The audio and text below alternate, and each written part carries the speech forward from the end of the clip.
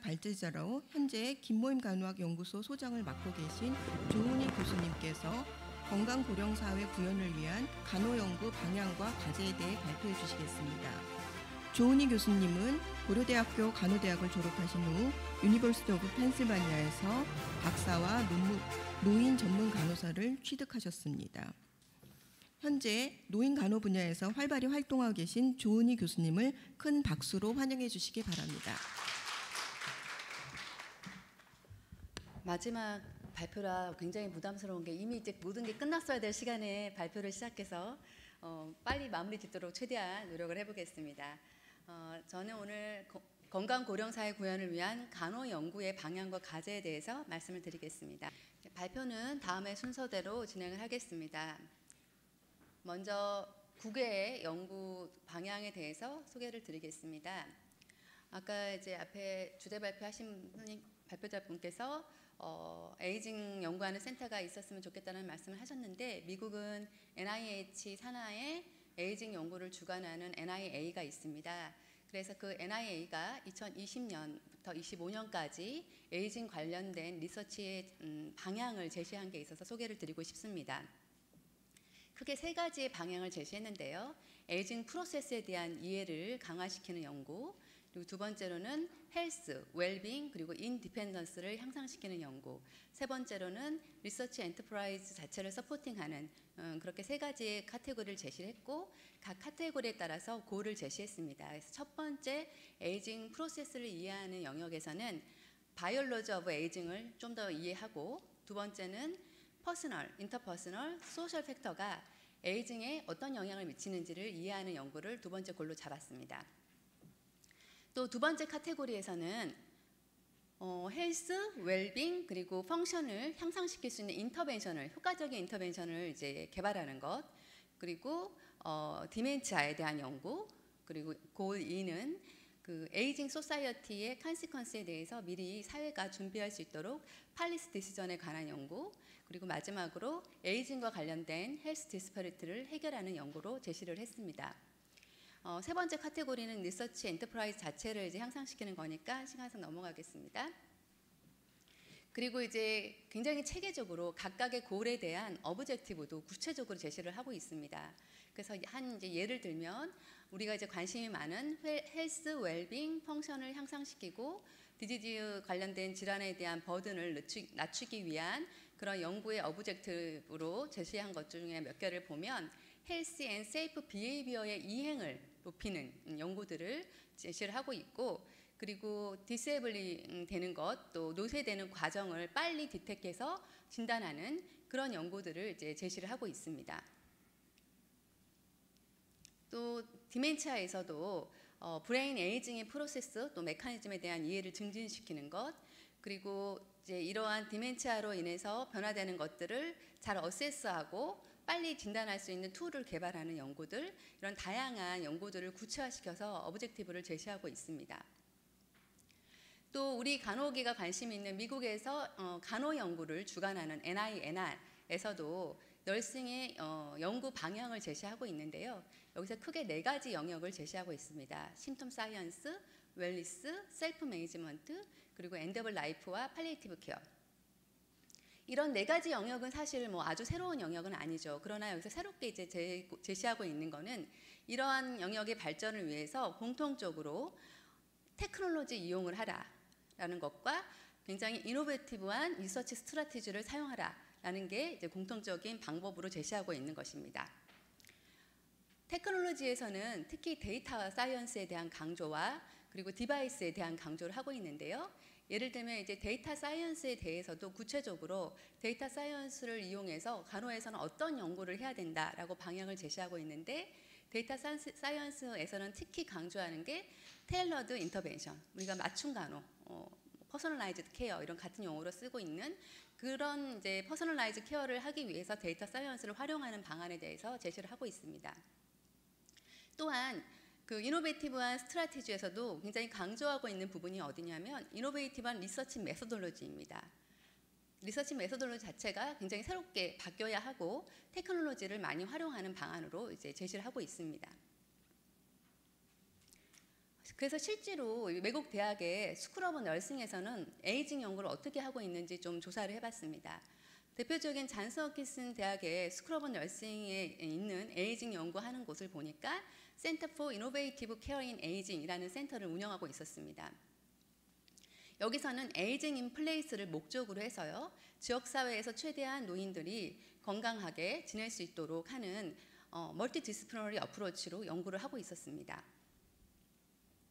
뿐만 아니라 케이스 웨스턴 유니버시티에 있는 스쿨 오브 너싱에서는 클리브랜드 IoT 센터 for Smart and Connected Healthcare of Aging Population, 이름만 보면 굉장히 공대나 이런 데 있을 것 같은 센터죠. 근데 스쿨 오브 너싱에 있는 센터입니다. 여기서도 커뮤니티에서 노인들이 좀 더 편리하게 삶을 영위할 수 있는 방안에 대해서 고민하고 있고, 멀티 디스플리너리, 인터디스플리너리 팀을 운영하고 있었습니다. 재밌는 건 이제 여기서 스마트 리빙 랩을 운영하고 있었는데요. 스마트 리빙 랩은 지역사회의 일정 지역에서 노인들에게 어떤 테크놀로지가 필요한지를 노인들의 니드에 맞춰서 개발을 하고, 개발된 테크놀로지를 그 노인들이 사용해 보면서 평가를 하고 다시 수정하고, 이런 과정들을 노인들과 함께 상호작용하면서 하고 있었습니다.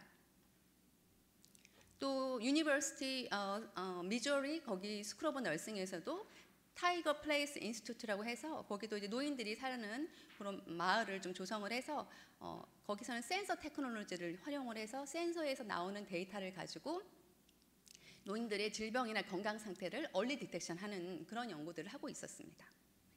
그 외에도 오레건 센터 포 에이징 앤 테크놀로지에서도 센서와 디바이스를 활용해서 굉장히 다양한 데이터를 취합을 하고, 각 데이터를 가지고 이게 이제 한 바퀴가 돌면 하루인데요. 이걸 계속 반복해서 하면 패턴이 잡히는 거예요. 노인들의 패턴이. 그래서 그 패턴이 깨졌을 때 이제 어떤 문제가 있는지를 디텍해내는 그런 테크놀로지를 활용하고 있었습니다. 그렇다면 국내에서 고령 건강과학 R&D의 방향은 어떤지 조금 살펴보았습니다. 요즘 복지부 R&D가 굉장히 액수도 크고, 그래서 이제 복지부 20년도 R&D 추진 방향을 봤는데요. 저희가 관심 있는 영역이 꽤 많더라고요. 관심을 가져야 되는 영역들이 차세대 유망기술 중점 지원 사업, 또 4차 산업혁명 기반 의료기술 개발, 또 사회문제 해결을 위한 R&D 확대라던가 예방중심 건강관리 등의 국민건강전제 R&D 지원, 이런 카테고리는 굉장히 사실 널스들이 잘하는 영역이거든요. 실제로 얼마나 예산이 배정되고 계획되고 있는지를 들여다봤는데, 실제로 굉장히 많은 과제에서 꽤 많은 예산이 배정이 돼 있었습니다. 조금 더 자세히 보여드리면, 이거는 사실 간호계가 제일 잘할 수 있는 영역이라는 생각이 드는데요. 국가치매 극복 기술 개발은 사실은 돌봄 기술 개발이 포함되어 있어서 굉장히 관심이 많았었는데, 2020년부터는 이거는 계속 과제만 지원을 하고, 2020년부터는 신규 과제로는 치매 극복 연구 개발 사업으로 좀 다르게 운영이 되는데, 여기서는 이제 들여다보니까 조금 실망스럽게 의학 쪽으로 포커스가 많이 전환이 됐더라고요. 그래서 이거는 이제 조금 더 의학 쪽으로 포커스가 바뀌는 것 같고, 그렇지만 실망하기보다는 그 외에 다른 이제 단들이 많이 생겼습니다. 또 이제 100세 사회 대응 고령 친화 제품 연구 개발, 이 사업도 고령 친화 제품 중점 기술 개발 지원과 또 노인 노쇠 코호트 구축 및 중재 연구 사업, 이런 거 사실은 굉장히 간호에서 잘할 수 있는 연구들이고요. 라이프 케어 융합 서비스 개발도 사회적 약자 통합 케어 서비스, 여기 특히 고령자들이 들어가 있고요. 국민 건강 관리 서비스 개발, 그리고 생애 주기별 맞춤형 서비스 개발, 이런 것들도 다 이제 간호에서 잘 할 수 있는 그런 사업입니다. 또 2020년도에 새로 이제 도입된 사업단이 있는데요. 이거 앞으로 간호계가 많이 좀 관심을 가졌으면 좋겠습니다. 국민 건강 스마트 관리 연구 개발 사업인데요.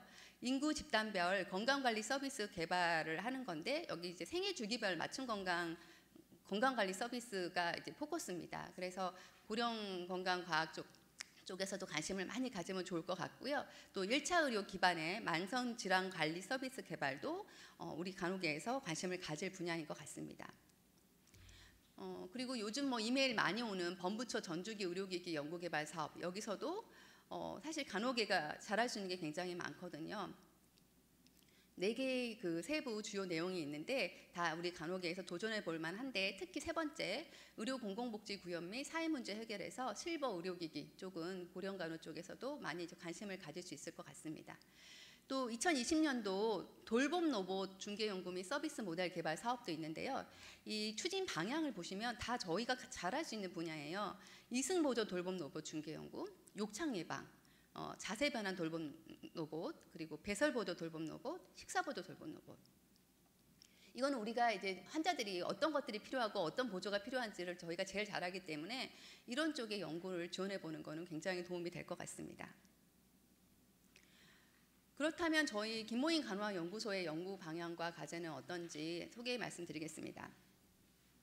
오늘 이제 계속 얘기가 나왔던 그런 고령 사회 건강의 문제들, 그로 인한 이 사회의 부담, 그리고 그렇지만 또 노인의 질환들은 많이 치료되지 않고, 특히 뭐 치매나 우울, 허약 같은 것들은 치료제 개발 지금 거의 전 세계에서 실패하고 있는, 치매에 너무 많은 돈을 사실은 치료약 개발에 쓰고 있거든요. 돌봄에 사실은 써야 되는 부분들이 너무 좀 많이 반영이 안 되고 있는 것 같습니다. 그래서 저희는 이렇게 치료가 안 되는 질환들에 대한 예방, 조기 개입, 평생 관리를 통해서 노인들 삶의 질을 향상하고 가족들의 돌봄 부담도 저하시킬 수 있는 연구를 해야겠다라고 생각했고, 산학연의 융합적인 접근으로 고령 건강 사회 문제 해결 및 미래 신산업 육성에도 간호가 조금 기여해 보자라는 이제 생각을 가지고 고령 건강 쪽으로 연구를 하게 됐습니다. 그래서 저희 중점연구소는 건강 고령 사회 구현을 위한 세계적 경쟁력을 갖춘 고령 건강과학 연구그룹 육성이라는 비전을 가지고 치매, 우울, 허약 분야에서 노인들의 언맷 니드를 발굴을 하고 기전 규명 및 중개 연구, 또 이를 통해서 최종적으로는 기술 개발과 실용화를 목적으로 하고 있습니다. 그리고 저희 이제 연구의 특징은 지금까지의 연구들이 개인 위주, 개개인의 연구자들이 열심히 잘해서 하는 그런 연구들이었다면, 이제는 그 범위를 더 넘어서 팀으로, 한 개인이 할 수 없는 연구를 할 수 있도록 팀 어프로치를 하자라는 게 저희 이번 연구의 큰 변화입니다. 그래서 팀 사이언스를 도입을 해서 고령 건강 연구의 다학제 영역 확장 및 실무의 혁신을 좀 이루어보자. 팀으로 하면 시너지도 효과가 있지 않을까라는 이제 생각을 했습니다.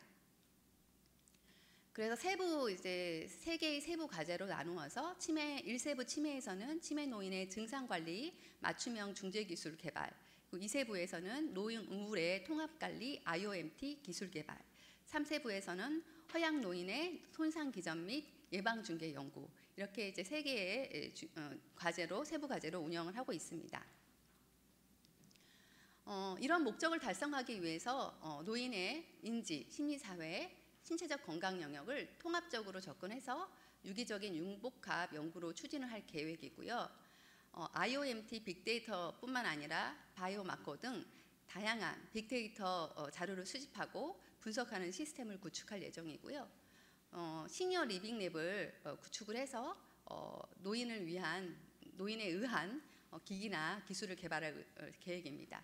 그래서 이제 최종적으로는 특허, 기술 이전, 서비스의 상용화까지 연결을 하고 싶습니다. 한 5개월 정도 저희가 이제 중점 연구소를 운영을 했고요. 그 5개월의 경험에 대해서 이제 제가 조금 말씀을 드리면, 간호계가 추구하는 건강 고령 사회 구현의 컨셉들은 비슷한 것 같습니다. 심텀 잘 관리하는 것, 노인들의 인디펜던스를 잘 유지해 드리는 것, 엔드 오브 라이프와 팔리에이티브 케어 제공해 드리고, 헬스 에이징, 셀프 매니지먼트, 웰니스, 이런 것들을 이제 추구하죠. 이거는 과거나 현재나 크게 달라지는 것 같지 않습니다. 그러나 방법론적으로는 이거를 더 잘 달성할 수 있는 방법이 아주 많이 기술이 개발되고 있습니다. 그래서 테크놀로지, 빅데이터, 플랫폼, 이런 것들을 활용을 해서 더 잘 퍼스널라이즈 케어를 제시할 수 있을 것 같습니다. 이렇게 이제 나무로 이제 열매를 맺고 이렇게 뻗어나가고 싶은데, 그렇게 하려면 저희가 두 가지를 이제 과제로 제가 생각을 하고 있는데요. 간호학에서의 팀 사이언스 문화를 어떻게 개발하고 정착할 것인가에 이제 과제가 첫 번째 당면한 과제였습니다. 개개별 연구자로서 혼자서 아이디어 개발해서 그 아이디어를 가지고 훌륭히 연구를 잘 수행하시지만, 여러 명이 모여서 본인의 아이디어를 공유하고 그 아이디어를 더 개발해 나가고, 그래서 시니어 동료 교수, 후배 교수들과 아이디어를 편안하게 공유하면서 놀라운 아이디어로 발전시킬 수 있는 그런 팀 문화를 만들어가는 것. 그리고 우리 간호계가 이제 워낙 취업이 잘 되다 보니까 연구에 전념할 수 있는 연구 교수, 포닥, 또 전일제 학생들을 확보하고 유지하는 게 너무나 어려웠습니다. 그래서 이런 팀을 좀 스테이블하게 유지하면서 아이디어를 발전해 나가는 그런 게 이제 중요할 것 같습니다. 또 멀티디스플리너리 어프로치는 사실 오래전부터 들어왔고, 저도 개인 연구할 때 여러 이제 다양한 통계, 의학, 심리학, 사회학이랑 연구를 해봤지만, 거기서의 이제 협업이라는 것이 자문 받고 또 페이퍼 할 때 같이 좀 쓰고 이 정도였거든요. 근데 앞으로는 아이디어를 만들어내는 것부터가 같이 해야 되는데, 그런 학문마다 그런 연구를 하는 문화가 굉장히 다르기 때문에 그 문화를 서로 이해하고 신뢰관계를 구축하면서 아이디어를 공유하고 개발하는 그런 팀 어프로치가 좀 필요할 것 같습니다. 또 기업과 산업계에도 이제 일을 시작했는데 거긴 또 문화가 다르더라고요. 그래서 그 사람들과는 또 어떻게 협업을 해서 연구를 할 것인가. 또 세계적인 연구자들과 우리 각 교수님들 다 연구 잘 하고 계시는데, 저도 개인 연구할 때 유명한 교수님들에게 자문도 받고 페이퍼도 같이 썼지만, 그 유명한 연구팀과 우리 연구팀이 같이 정말 더 큰 스케일의 그런 획기적인 연구를 해볼 만한 그런 자리로 또 만들어야 될 것 같습니다. 그래서 앞으로는 조금 더 개인 연구의 영역을 넘어서 팀으로, 또 외국과도 더 유명한 팀과도 팀과 팀끼리 협업하는 그런 연구 문화를 좀 자리 잡는 것이 좀 필요하다는 생각이 듭니다. 그리고 제가 시간이 되면 좀 보여드리고 싶었던 우리 교수님들 연구의 예인데요. 그냥 이제 시간상 넘어가도록 하겠습니다. 감사합니다.